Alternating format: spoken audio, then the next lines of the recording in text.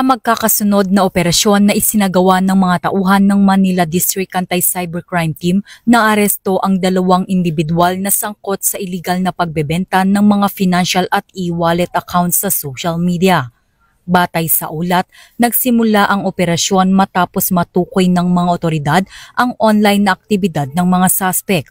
Mula rito ay nakipag-ugnayan ang mga operatiba sa mga suspect para sa pisikal na transaksyon na nagresulta sa kanilang pagkakaaresto.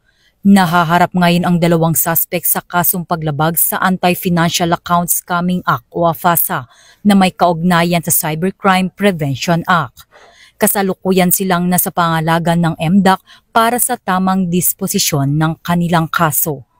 Mula dito sa Campo Crame, ako ang inyong PNN correspondent, Patrolwoman Mary Grace Artizuela, nagbabalita para sa Police News Network, Alagad ng Batas, tagataguyod ng Balitang Pulis.